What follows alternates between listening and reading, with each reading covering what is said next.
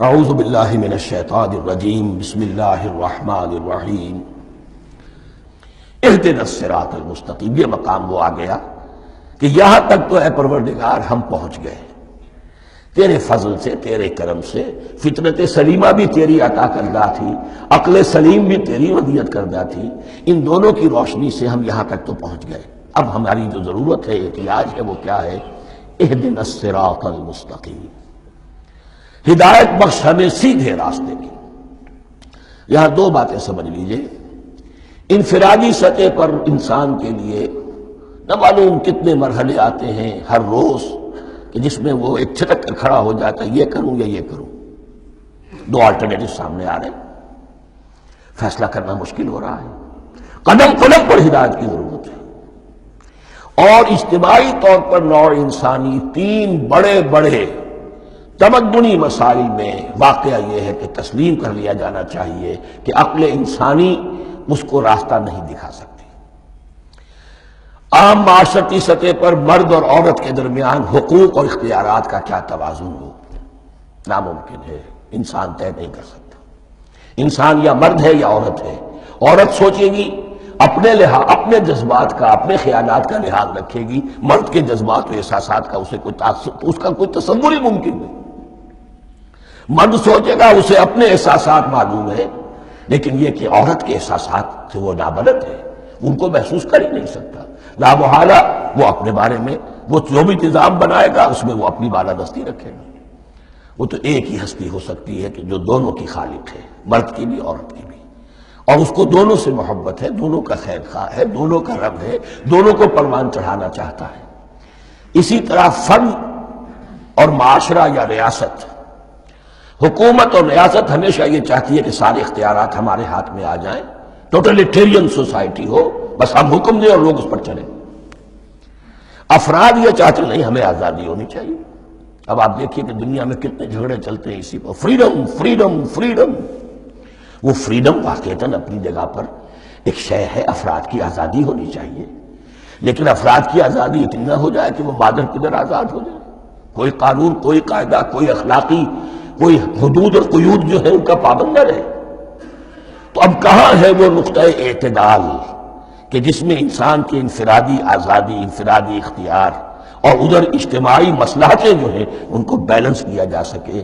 انسان طے نہیں کر سکتا، صرف اللہ ہی اس کے لیے نظام دے سکتا ہے۔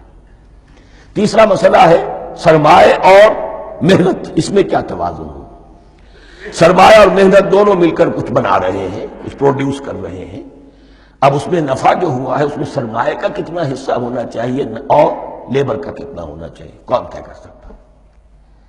اس کے لیے بھی کہ ایسا نہ ہو کہ سرمایہ داری جو ہے آکاش بیل بن کر پورے معاشرے پر چھا جائے، اور غریب بیچارہ، مزدور بیچارہ، کاشتکار بیچارہ، وہ گویا کہ چکی کے دو پارٹوں میں پس کر رہ جائے، اس کی کوئی حیثیت نہ رہ جائے۔ لیکن یہ کہ دوسری طرف اگر یہ کہ مزدور کا جو حق ہے اس سے زیادہ اس کو دے دیا جائے تو سرمایہ جو ہے وہ سکڑ جائے گا، شائی ہو جائے گا، وہ پھر میدان میں نہیں آئے گا۔ کیا کیا جائے؟ کون سا نقطہ عدل و اعتدال ہے؟ یہ تین مسائل ایسے ہیں، اہدنا الصراط المستقیم۔ تو یوں سمجھیے کہ ایک جو بنیادی ہدایت تھی، ایک اللہ کو پہچان لینا، یہ جان لینا کہ کل حسن و جمال اور تمام انعام و اکرام کا منبع اس کی ذات ہے، وہ رحمان ہے اور رحیم ہے، اور یہ جان لینا کہ مرنے کے بعد جی اٹھنا ہے، حساب کتاب ہے، فیصلہ ہوگا جزا و سزا کا، اور مختار مطلق اس دن کا اللہ ہے۔ پھر یہ عہد کر لینا ایاک نعبد و ایاک نستعین۔ اس کے بعد دعا، پروردگار ہمیں ہدایت پر قائم رکھ، ہماری ہدایت میں اضافہ فرما۔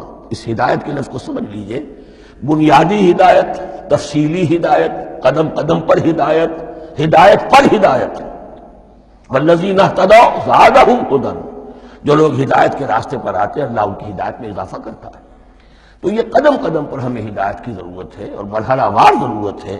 ہدایت اس کو بھی کہتے ہیں کہ کسی نے آپ سے کوئی پتہ پوچھا، آپ نے کہا ادھر جانا، پھر دوسری گلی میں مڑنا، پھر جانا دو تین لائٹیں چلے جانا، پھر مڑنا، وغیرہ وغیرہ، یہ بھی ہدایت ہے، نظری طور پر آپ نے بتایا ہے۔ ایک ہدایت یہ ہوئی کہ بھائی میں چلتا ہوں آپ کے ساتھ، میں آپ کو وہاں تک پہنچا دوں گا تاکہ آپ کو دقت نہ ہو. آپ نے منزل تک پہنچا دیا.